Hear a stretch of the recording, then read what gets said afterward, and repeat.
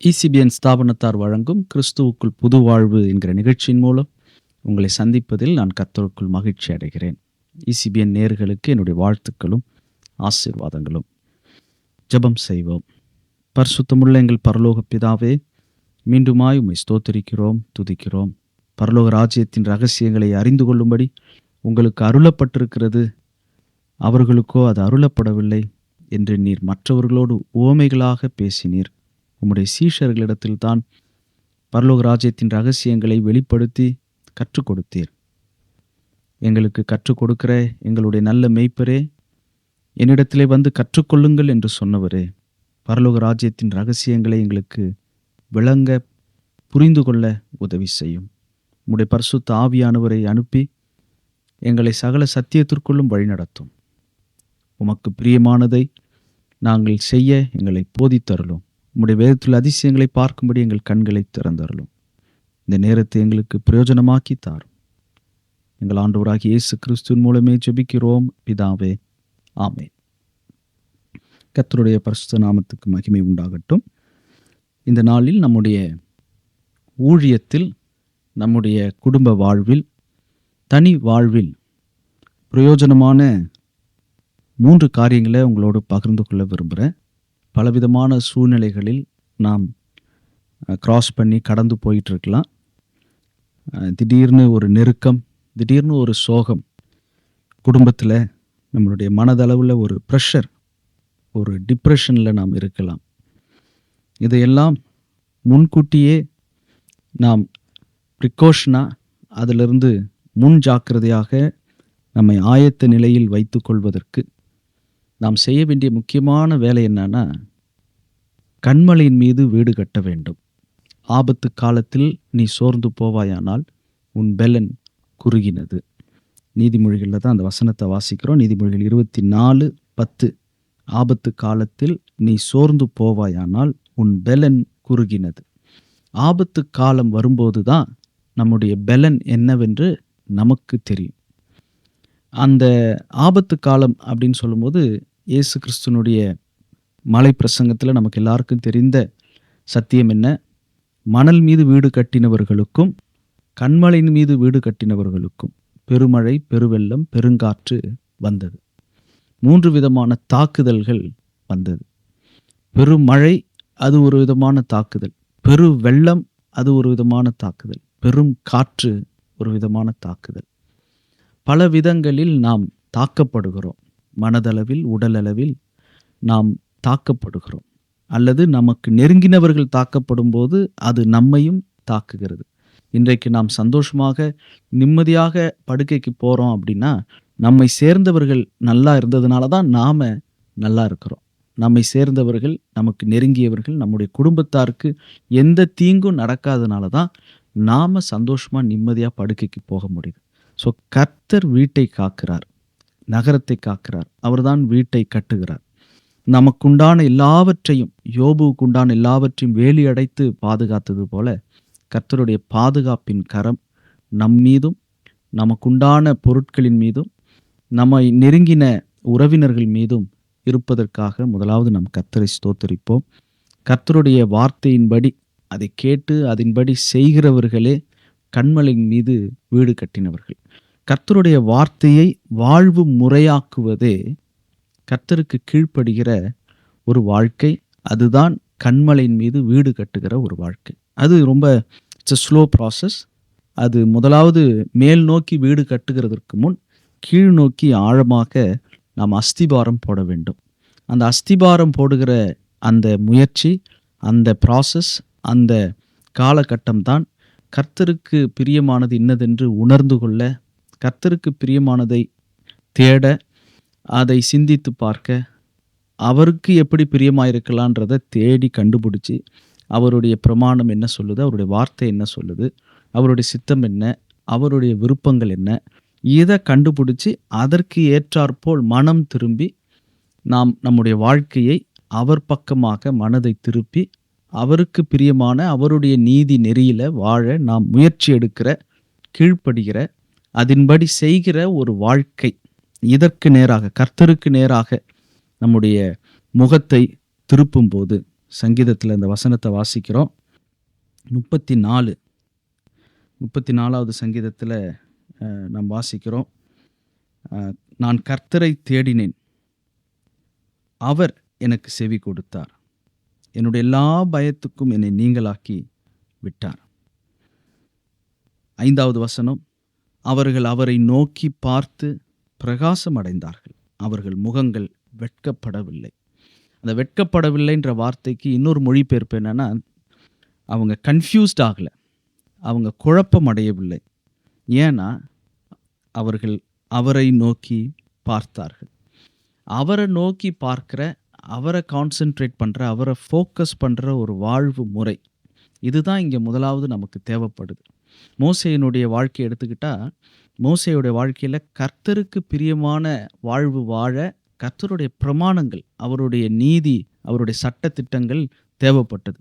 முழு இஸ்ரவேல் மக்கள் கர்த்தருடைய சட்டத்திட்டத்தின்படி தங்களுடைய வாழ்க்கையை அமைக்கணும்னா அந்த சட்டத்தை பெற வேண்டும்.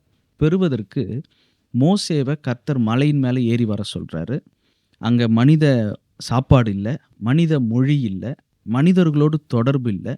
எல்லா விதமான தொடர்புலேருந்தும் டிட்டாச்ட் ஆக்கி மலையின் மேலே கொண்டு வந்து அங்கே ஆண்டவருடைய சமூகத்தில் காத்திருந்து, கர்த்தரோடு தனித்திருந்து, கர்த்தருக்கு பிரியமான வழி, அந்த கர்த்தருக்கு பிரியமான பிரமாணங்களை, அவருடைய சட்டத்திட்டங்களை மோசே பெற்று அந்த 10 கற்பனைகளோடு கீழே அவர் இறங்கி வர்றார்.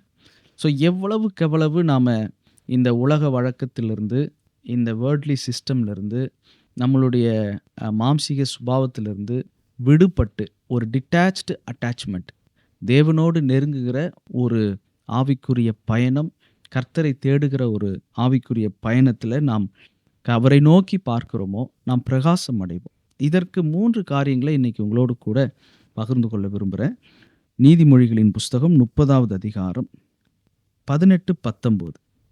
இங்கே புத்தி கெட்டாத 4 உண்டு, ஆச்சரியமான, மிகவும் ஆச்சரியமான 3 உண்டு அப்படின்னு இங்கே நாம் வாசிக்கிறோம். இது யாக்கேயின் குமாரனாகிய ஆகூர் என்னும் புருஷன் ஈத்தியலுக்கு வசனித்து ஈத்தியலுக்கும் ஊகாலுக்கும் உரைத்த உபதேச வாக்கியங்கள் அப்படின்னு இந்த முதல் வசனத்தில் வாசிக்கிறோம். இது சாலமோனுடைய வார்த்தை இல்லை, இது ஆகூரினுடைய வார்த்தை. ஆகூருடைய இந்த ஒரு நுட்பமாக கவனித்த ஒரு காரியம் என்ன? 19வது வசனம். 19வது வசனத்தில் சொல்லப்படுகிற 4 காரியங்கள், புத்தி கெட்டாத 4 காரியங்கள் சொல்கிறாரு. அதில் 3 குறிப்பாக மிகவும் ஆச்சரியமானதும் கூட, புத்திக்கு எட்டாததும் கூடன்னு சொல்கிறாரு. அந்த 3 காரியங்களை இன்னைக்கு உங்களோடு பகிர்ந்து கொள்ள விரும்புகிறேன். அவை யாவன? ஆகாயத்தில் கழுகினுடைய வழியும், கண்மலையின் மேல் பாம்பினுடைய வழியும், நடுக்கடலில் கப்பலினுடைய வழியும். பிற்பாடு 4வது ஒரு கன்னிகையை நாடிய மனுஷனுடைய வழியுமே. அதில் முதல் 3 காரியங்களை உங்களோடு பகிர்ந்து கொள்ள விரும்புகிறேன். எனக்கு மிகவும் ஆச்சரியமானவைகள் 3 உண்டு. அவையாவன: ஆகாயத்தில் கழுகினுடைய வழியும், கண்மலையின் மேல் பாம்பினுடைய வழியும், நடுக்கடலில் கப்பலினுடைய வழியும். கழுகு வழி, பாம்பு வழி, கப்பல் வழி. கழுகு வழி அப்படின்னு சொன்ன உடனே நமக்கு ஞாபகத்தில் வர வேண்டியது என்னன்னா, ஏசாயா 40வது அதிகாரம். ஏசாயா 40வது அதிகாரம் 31 நினைக்கிறேன். ஏசாயா 40:31. கர்த்தருக்கு காத்திருக்கிறவர்களோ புது பலன் அடைந்து கழுகுகளைப் போல செட்டைகளை அடித்து எழும்புவார்கள். அவர்கள் ஓடினாலும் இளைப்படையார்கள், நடந்தாலும் சோர்ந்து போகார்கள். கழுகினுடைய வழியை வசனத்தோடு வசனத்தை ஒப்பிட்டு பார்ப்போமானால் அது ஜெபிக்கிற வழி, ஜெபத்தின் வழி. நமக்கு வருகிற பாடுகளில் முதலாவது நாம் கர்த்தருடைய வார்த்தைக்கு கீழ்ப்படிய, கண்மலின் மீது வீடு கட்ட, அவைகளின்படி செய்ய, மோசேயை போல நாம் டிட்டாச்சாக நாம் இருந்து, எவ்வளவுக்கு எவ்வளவு வேறு பிரிக்கப்பட்ட ஒரு வாழ்க்கையோடு இருந்து கர்த்தருடைய சமூகத்தில் காத்திருக்கும் போது அவர்கள் அவரை நோக்கி பார்த்து பிரகாசம் அடைந்தார்கள். அவர்கள் வெட்கப்படவில்லை, வெட்கப்பட்டு போகவில்லை என்கிற அந்த கன்ஃபியூஸ்டு ஸ்டேட்டில் இல்லாமல் ஒரு தெளிவான ஒரு மனநிலையில் காணப்படுவதற்கு கண்மலின் மீது வீடு கட்ட வேண்டும். மணல் மீது கட்டினவர்களுக்கும் கண்மலின் மீது கட்டினவங்களுக்கும் பெருவெள்ளம், பெருமழை, பெருங்காற்று, பிரச்சனைகள், ஆபத்து வரும். ஆபத்து காலத்தில் சோர்ந்து போனால் நம்முடைய பலன் குறுகினது. அப்ப ஆபத்து காலம் வருவதற்கு முன்னுமே முன்னெச்சரிக்கையாக நாம் செய்ய வேண்டியது என்ன? இந்த கழுகு வழியில் அல்லது கழுகை போல கழுகினுடைய அந்த மார்க்கம், அந்த வழியில் நடக்க, பறக்க நாம் பழக வேண்டும். அதுதான் ஜெபத்தின் வழி. கர்த்தருக்கு காத்திருக்கிறவர்களோ புதுபலன் அடைந்து கழுகுகளைப் போல செட்டைகளை அடித்து எழும்புவார்கள். கழுகுகளைப் போல செட்டைகளை அடித்து எழும்புகிற அந்த வழி ஜெபத்தின் வழி. அதிகமாக நாம் ஜெபிக்க வேண்டும். ஜெபத்தின் மீது ஒரு வாஞ்சை, ஒரு விருப்பம் இருக்க வேண்டும். கர்த்தரிடத்துல எல்லாவற்றையும் குறித்து ஸ்தோத்திரத்தோடு கூடிய ஜெபத்தினாலும் வேண்டுதலினாலும் தேவனுக்கு தெரியப்படுத்த வேண்டும். ஒரு காரியத்தின் துவக்கம், ஒரு காரியத்தினுடைய முடிவு, எல்லாவற்றையும் குறித்து எப்போதும் கர்த்தரிடத்துல ஜெபிக்கிற ஒரு மனநிலை. அன்னாளுடைய ஜெபம் அது முணுமுணுக்கிற ஒரு ஜெபம், சத்தமில்லாத ஒரு ஜெபம், தன் இருதயத்தை ஊற்றுகிற ஒரு ஜெபம் அன்னாளுடைய ஜெபம். அந்த ஜெபத்தினுடைய விளைவு ஒரு அர்ப்பணிப்பு இருந்தது. ஜெபிக்கிறவர்களுடைய வாழ்க்கையில் அர்ப்பணிப்பு இருக்கும். கர்த்தாவே, நீர் இதை எனக்கு செய்தால், எனக்கு கொடுத்தால் நான் உமக்கு இதை செய்வேன் என்கிற அந்த விதமான ஒரு அர்ப்பணிப்புக்கு நேராக ஜெப வாழ்க்கை நம்மை நடத்த வேண்டும். என்னை எந்த விதத்திலையும் அர்ப்பணிப்புக்கு நேராக ஒரு கமிட்மெண்ட்டுக்கு நடத்தலை அப்படின்னா நாம் இன்னும் ஜெப வாழ்க்கையில் நாம் வளரவில்லை என்று அர்த்தம். நாம் ஜெபிக்க ஜெபிக்க அந்த அர்ப்பணம் இருக்கும். கர்த்தருக்குன்னு இழக்க, கொடுக்க முன் வருகிறவர்களாக இருப்போம். 2வது ஆச்சரியமான வழி, ஆகாயத்தில் கழுகினுடைய வழி. 2வது கண்மலையின் மேல் பாம்பினுடைய வழி. இங்க ஆகூர் பாம்பை ஒரு உதாரணமாக, சர்ப்பத்தை எடுத்து அவர் வழி, அந்த கண்மலையின் மேல மலைகள்ல பாம்பினுடைய வழி எனக்கு ரொம்ப ஆச்சரியமா இருக்குன்னு சொல்றாரு. பாம்பினுடைய வழி அப்படின்னு எடுத்துக்கிட்டா அதை நாம் எப்படி புதிய ஏற்பாட்டு வெளிச்சத்தில் எப்படி பார்க்க முடியும்னா, மத்தேயு எழுதின சுவிசேஷம் 10வது அதிகாரம் 16வது வசனம். மத்தேயு 10:16. ஆடுகளை ஓநாய்களுக்குள்ளே அனுப்புகிறது போல இதோ நான் உங்களை அனுப்புகிறேன். ஆகையால் சர்ப்பங்களைப் போல வினாவுள்ளவர்களும் புறாக்களைப் போல கபடற்றவர்களுமாய் இருங்கள். சர்ப்பங்களைப் போல வினாவுள்ளவர்களாய் இருங்கள். Be wise like serpents. பாம்பு எவ்வளவு அது ஞானமா இருக்கு, எவ்வளவு புத்திசாலித்தனமா இருக்குது. அதுபோல நாம் we have to be wise, at the same time we have to be innocent. புறாக்களைப் போல கபடற்றவர்களாகவும் இருக்கணும், சர்ப்பங்களைப் போல வினா உள்ளவர்களாகவும் இருக்கணும். இது இயேசு கிறிஸ்துவே சொன்ன வார்த்தை. ஒரு பாம்பை உதாரணமா எடுக்கிறாரு. பாம்பை போய் எப்படி நாம உதாரணமா எடுக்க முடியும் அப்படின்னா, இயேசு கிறிஸ்து இன்னும் மார்க்கு 3வது அதிகாரம் 26வது வசனத்திலையும் லூக்கா 11லையும் வாசிக்கிறோம். பிசாசை உதாரணமாக காட்டியிருக்கிறார். பிசாசையே இயேசு கிறிஸ்து உதாரணமாக காட்டியிருக்கிறார். மார்க்கு 3வது அதிகாரம். போயும் கிறிஸ்தவர்கள் பிசாசு கிட்ட இது கற்றுக்கொள்ள வேண்டியதா இருக்குது. மார்க் 3:26. சாத்தான் தனக்குத்தானே விரோதமாக எழும்பி பிரிந்திருந்தால் அவன் நிலை நிற்க மாட்டாமல் அழிந்து போவானே. இதேதான் லூக்கா 11வது அதிகாரம் 18வது வசனத்துல வாசிக்கிறோம். லூக்கா 11:18. சாத்தானும் தனக்குத்தானே விரோதமாய் பிரிந்திருந்தால் அவன் ராஜ்யம் எப்படி நிலைநிற்கும்? இப்படி இருக்க பெயல்செபூலை கொண்டு நான் பிசாசுகளை துரத்துகிறேன் என்கிறீர்களே. ஸோ இங்க பிசாசையே, சாத்தானையே இயேசு கிறிஸ்து உதாரணமா சொல்றாரு. அவன் தனக்குத்தானே விரோதமாக எழும்பி பிரிந்திருக்கவில்லை. சாத்தானுடைய ராஜ்யம் எப்படி நிலைநிற்கும்? அவன் தனக்குத்தானே விரோதமாய் பிரிந்திருந்தால். ஒரு பிசாசு இன்னொரு பிசாசுக்கு விரோதமாய் இல்லை. சாத்தானுடைய ராஜ்யத்தில் இருக்கிற அந்த அந்தகார பிசாசுகள் ஒன்றுக்கொன்று ஐக்கியமா இருக்குது. ஐக்கியத்தை போய் யார்கிட்ட கத்துக்க வேண்டியதா இருக்குது? போயும் பிசாசு கிட்ட, சாத்தான் கிட்ட கத்துக்க வேண்டியதா இருக்கு.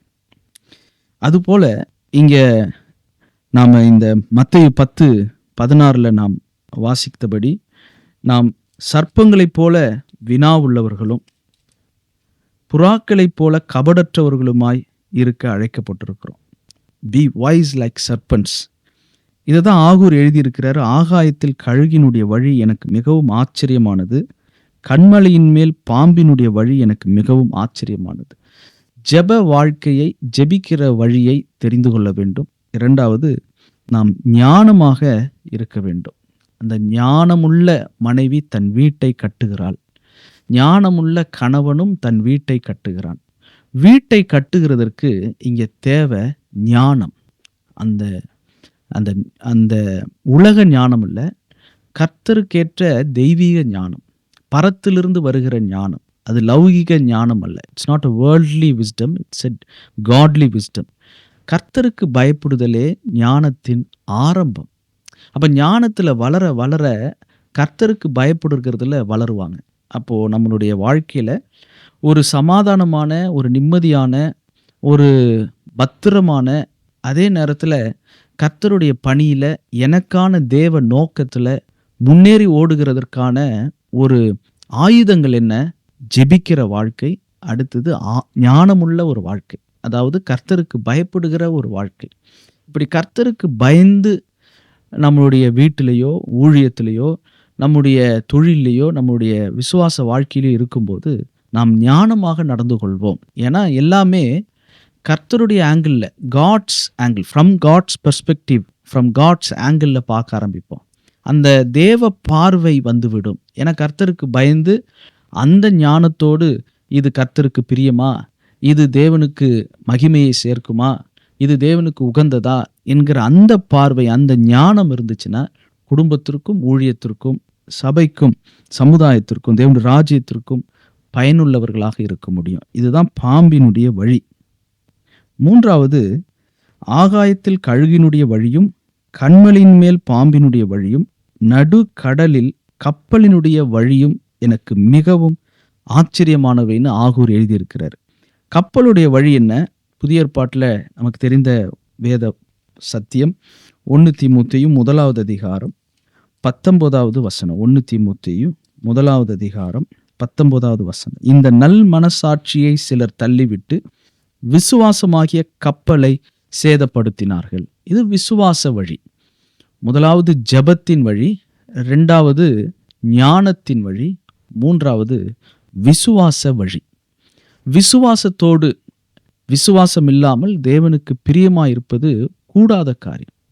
நாம் ஜெபிக்கிறவர்களாக, கர்த்தருக்கு காத்திருக்கிறவர்களாக, ஜெபத்துல தேவ சித்தத்தை அறிகிறவர்களாக, ஜெபிக்கிற அன்னால உதாரணத்துக்கு எடுத்த அர்ப்பணிப்புக்கு நேராக நாம் வளர வேண்டும். ஜெபிக்க ஜெபிக்க அர்ப்பணிப்பு கூடும். ஞானத்துல வளருகிறவர்கள் கர்த்தருக்கு பயப்படுகிறதுல வளர்ந்துகிட்டே இருப்பாங்க. விசுவாசத்துல வளருகிறவர்கள் தேவனை பிரியப்படுத்துறதுல வளர்ந்துகிட்டே இருப்பாங்க. ஆக மொத்தத்துல நம்முடைய சொந்த வாழ்வில் அர்ப்பணிப்பும், கர்த்தருக்கு பயப்படுதலும், கர்த்தரை பிரியப்படுத்துகிற வாழ்க்கை. திரும்ப சொல்றேன், சொந்த வாழ்வில் அர்ப்பணிப்பும், கர்த்தருக்கு பயப்படுதலும், கர்த்தரை பிரியப்படுத்துகிற வாழ்க்கை. இது இருக்க இருக்க அங்க ஜெபம் இருக்கும், ஞானம் இருக்கும், விசுவாசம் இருக்கும். அது ஒரு கழுகின் வழியா இருக்கும், ஒரு சர்ப்பத்தின் வழியை போல இருக்கும், ஒரு கப்பலின் வழியை போல இருக்கும்.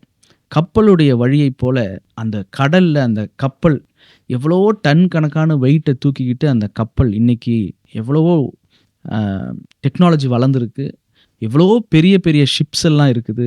அதில் எவ்வளவோ கோடிக்கணக்கான பணம் கட்டி அதுக்குள்ளேயே ஒரு மனுஷனுக்கு தேவையான எல்லா உல்லாசங்களையும் வச்சிருக்கிற மாதிரியான எவ்வளவோ ஷிப்ஸ் எல்லாம் வந்திருக்கு. ஆனால் அது அந்த கடல் மேலே அது போகுது. இன்னைக்கு இந்த உலக வாழ்க்கையிலையும் விசுவாசம் இருந்ததுன்னா நமக்கு தேவையான எல்லாவற்றையும் கர்த்தர் அவர் அனுகூலமாக இருந்து அவர் எனக்கு முன்னின்று கோணலானவைகளை செவ்வையாக்கி என் தேவைகளை எல்லாம் அவர் சந்திக்கிறார். முதலாவது தேவன் ராஜ்யத்தை அவர் நீதியும் தேடும்போது இவைகள் எல்லாம் எனக்கு கூட கொடுக்கப்படுகிறது. நான் தாட்சி அடையேன். I shall not want. கர்த்தர் என் மெய்ப்பராக இருக்கிறதுனால எனக்கு எல்லாமே எனக்கு கர்த்தர் கொடுக்கிறாரு. அவர் தான் எனக்கு போதும். இன்னொரு விதத்தில் சொல்லணும்னா 12 கோத்திரத்தார் இஸ்ரவேல் மக்கள் 11 கோத்திரத்துக்கு கானான் பூமியில சுதந்திரம் இருந்தது. லேவி கோத்திரத்துக்கு ஒரு காணி இல்லை, ஒரு நிலப்பரப்பு இல்லை, ஒரு பங்கு வீதம் இல்லை. கர்த்தர் சொன்னார், லேவி கோத்திரத்துக்கு நானே உங்கள் பங்கு, கர்த்தரே அவர்களுடைய பங்கு. இப்போ யார் ரொம்ப ஐஸ்வர்யமான பணக்கார கோத்திரம் எது? கானான் தேசத்துல அவங்களுக்கு ஒவ்வொரு நிலப்பரப்பு, பங்கு வீதம், சுதந்திரங்கள் கிடைச்சிருந்தாலும் 11 கோத்திரங்களுக்கு எத்தனையோ எல்லை பகுதிகள் இருந்தாலும் லேவி கோத்திரத்துக்கு ஒரு சொத்தும் பூமியில இல்லை. இன்னும் சொல்ல போனா புதிய ஏற்பாட்டுக்கு நிழலாட்டமாக லேவியர்கள் இருக்கிறாங்க. எங்களுக்கு பூமியில எதுவுமே எங்களுக்கு சொத்து இல்ல. கானான்ல எங்களுக்கு இஸ்ரவேல் தேசம் என்கிற கானான்ல லேவியர்களுக்கு ஒரு பங்கு இல்ல. கர்த்தரே லேவியர்களுக்கு பங்கா இருந்தார். இன்றைக்கு லேவியர்கள் நம்மை பிரதிபலிக்கிறார்கள். நமக்கு கர்த்தர் தான் பங்கு. கானான்ல ஒரு பங்கு இல்ல. அப்படி கர்த்தரை தன் பங்காக கொண்டிருக்கும்போது நாம் தான் ஐஸ்வர்யவான்கள். விசுவாசத்திலே ஐஸ்வர்யவான்கள். ஜெப வாழ்க்கையிலையும் விசுவாச வாழ்க்கையிலையும் ஞானத்தின் வாழ்க்கையிலையும் நாம் நடக்கும்போது எல்லா பிரச்சனைகளுக்கு போதுமான அளவு தைரியத்தையும் பலத்தையும் கர்த்தரிடத்திலே நாம் பெற்றுக்கொள்ள முடியும். இந்த வாழ்வு வாழ நீதிமொழி 30:18-19 வாசிக்கிறபடி, ஆகாயத்தில் கழுகினுடைய வழி, கண்மலையின் மேல் பாம்பினுடைய வழி, நடு கடலில் கப்பலினுடைய வழியைப் போல ஜெபத்தின் வழியிலும் ஞானத்தின் வழியிலும் விசுவாச வழியிலும் நடந்து, ஜெபத்தின் விளைவாக அர்ப்பணித்து, ஞானத்தின் விளைவாக கர்த்தருக்கு பயந்து, விசுவாசத்தின் விளைவாக கர்த்தரை பிரியப்படுத்தி நாம் வாழும்போது எந்த தீங்குக்கும் எந்த ஆபத்துக்கும் விக்கினத்துக்கும் பயப்படாமல் அமைதியாக இருக்க தேவ சமாதானமும் தேவனுடைய வழிநடத்துதலும் கர்த்தருடைய கரம் நமக்காக பராக்கிரமம் செய்கிறத நம்ம வாழ்க்கையில் பார்க்க முடியும். எப்படி உங்களால் மட்டும் இவ்வளோ சந்தோஷமா இருக்க முடியுது பிரதர் சிஸ்டர்னு கேட்டாங்கன்னா, இது உலகம் தரக்கூடிய சமாதானம் அல்ல, இது தேவனுடைய சமாதானம். இவ்வளவோ குறைகள் தேவைகள் இருக்கு, ஆனாலும் எப்படி இவ்வளோ சமாதானமா இருக்கிறீங்க? ஜெபிக்கிறவர்களுக்கு முதலாவது கிடைக்கிற பதில், உடனடி பதில் எது தெரியுமா? நீங்கள் ஒன்றுக்கும் கவலைப்படாமல் எல்லாவற்றையும் குறித்து ஸ்தோத்திரத்தோடு கூடிய ஜெபத்தினாலும் வேண்டுதலினாலும் தேவனுக்கு தெரியப்படுத்துங்கள். அப்பொழுது எல்லா புத்திக்கும் மேலான தேவ சமாதானம் உங்கள் இருதயங்களையும் சிந்தைகளையும் கிறிஸ்து இயேசுவுக்குள்ளாக காத்துக்கொள்ளும். உடனடியாக ஜெபத்தின் விளைவாக நமக்கு உடனே கிடைக்கிற பதில் என்ன? That divine heavenly peace, that great peace, அந்த பெரிய அமைதி சமாதானம் ஜெபிக்கிறவர்களுடைய வாழ்க்கையில கிடைக்கும். அந்த சமாதானம் பண்ணுகிறவர்களாகவும் சமாதானம் உடையவர்களாகவும் ஆவியின் சிந்தை சமாதானம், நமக்குள் ஒரு சமாதானமும் நம் மூலம் பிறருக்கு சமாதானமும் உண்டாவதற்கு அதிகமாக ஜெபிப்போம். ஞானமாக கர்த்தருக்கு பயந்து நடப்போம். விசுவாசத்தோடு கர்த்தரை பிரியப்படுத்துகிறதுல முக்கியமாக இருப்போம். நம்முடைய வழி மிகவும் ஆச்சரியமாக இருக்கும். நம்முடைய வாழ்க்கையும் மிகவும் ஆச்சரியமாக இருக்கும். ஜெபம் செய்வோம். சுத்தமுள்ள எங்கள் பரலோக பிதாவே, ஆகூருக்கு நீர் வெளிப்படுத்தின கற்றுக் கொடுத்த அந்த வாழ்க்கை தத்துவங்களுக்காக ஞானங்களுக்காக உம்மை ஸ்தோத்திரிக்கிறோம். நீதிமொழிகள் 30வது அதிகாரத்தில் உள்ள அந்த கழுகின் வழி, பாம்பின் வழி, கப்பலின் வழி எங்களுக்கு புதிய ஏற்பாட்டு தேவ பிள்ளைகளுக்கு எந்த வகையில் ஜெபத்திலும் ஞானத்திலும் விசுவாசத்திலும் நடக்க உம்மை பின்பற்ற உதவியாக இருக்கிறது என்பதை வசனத்தோடு வசனத்தை ஒப்பிட்டு கர்த்தருடைய ஆவியானவர் போதித்த சத்தியங்களுக்காக நாங்கள் கர்த்தரை ஸ்தோத்திரிக்கிறோம். உம்முடைய திருச்சபையாரை ஆசீர்வதியும், ஊழியர்களை ஆசீர்வதியும். ஜெபத்திலும் விசுவாசத்திலும் ஞானத்திலும் குறைவுள்ளவர்களுக்கு இந்த வார்த்தைகள் பிரயோஜனப்படட்டும். குடும்பங்களை கட்டி எழுப்பும். ஞானமுள்ள ஸ்திரீ தன் வீட்டை கட்டுகிறாள் என்கிற வார்த்தையின்படி வீட்டையும் கர்த்தருடைய வீட்டையும் கர்த்தாவே நீர் எங்களுக்கு கொடுக்கிற ஞானத்தின் மூலமாக நாங்கள் கட்டி எழுப்ப, வாலிபர்களை உற்சாகப்படுத்த, இளம் தலைமுறை ஆசீர்வதிக்க எங்களுக்கு இன்னமும் சாலமோனுக்கு கொடுத்த ஞானம் ஆண்டவர் எங்களுக்கு தருவீராக. அந்த இயேசு கிறிஸ்துவுக்குள் இருந்த ஞானம், கிறிஸ்துவே எங்களுக்கு ஞானமாய் இருக்கிறார் என்று நாங்கள் கொரிந்தியரில் வாசிக்கிறோம். கிறிஸ்து எங்களுக்கு ஞானமாய் இருக்க உதவி செய்யும். தொடர்ந்து உம்முடைய வார்த்தையின் மூலம் அநேகரை உயிர்மீட்சிக்குள் வழிநடத்தும். வசன தெளிவு உண்டாகட்டும். எங்கள் ஆண்டவராகிய இயேசு கிறிஸ்துவின் மூலமே ஆசீர்வதித்து ஜெபிக்கிறோம் பிதாவே. ஆமென், ஆமென். ஆராதனை ஆராதனை ஆண்டவர்க்கே, ஆராதனை ஆராதனை ஆராதனை ஆண்டவர்க்கே, ஆராதனை.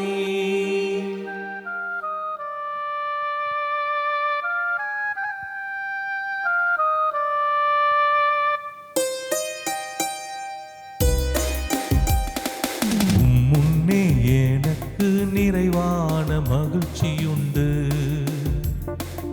உம்மருகில் எப்போதும் நித்திய பேரின்பம் உண்டு. முன்னே எனக்கு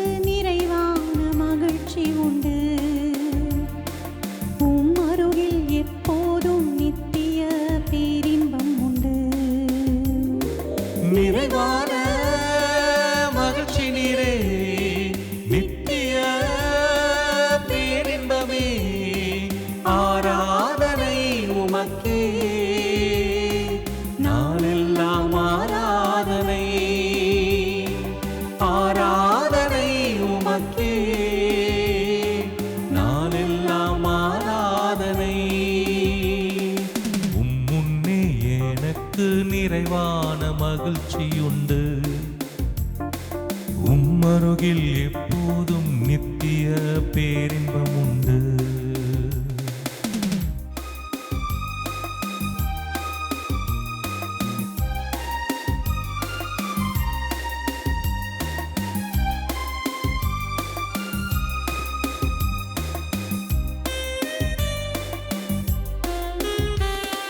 என்னை காக்கும் இறைவன் நீரே உம்மிடம் நான் அடைக்கலம் புகுந்தேன் என்னை காக்கும் இறைவன் நீரே உம்மிடம் நான் அடைக்கலம் புகுந்தேன் என்னை ஆளும் தலைவர் நீரே உம்மையன்றி ஆசை வேறில்லை என்னை ஆளும் தலைவர் நீரே உம்மையன்றி ஆசை வேறில்லை என்னை காக்கும் இறைவன் நீரே அரசாளும் தலைவர் நீரே ஆராதனை உமக்கே நாளெல்லாம் ஆராதனை ஆராதனை உமக்கே நாளெல்லாம் ஆராதனை முன்னே எனக்கு நிறைவான மகிழ்ச்சியுண்டு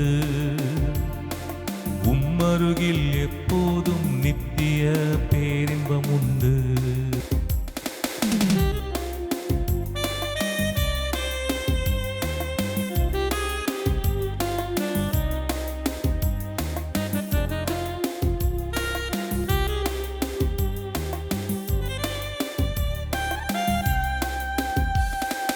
எனக்குரிய பங்கு நீரே பரம்பரை சொத்தும் நீரே எனக்குரிய பங்கு நீரே பரம்பரை சொத்தும் நீரே ஆலோசனை தரும் தகப்பனே இரவும் பகலும் பேசும் தெய்வமே ஆலோசனை தரும் தகப்பனே இரவும் பகலும் பேசும் தெய்வமே எனக்குரிய பங்கு நீரே பரம்பரை சொத்து நீரே ஆராதனை உமக்கே நாளெல்லாம் ஆராதனை ஆராதனை உமக்கே நாளெல்லாம் ஆராதனை முன்னே எனக்கு நிறைவான மகிழ்ச்சியுண்டு உம்மருகில் எப்போதும் நித்திய பேரின்பம் உண்டு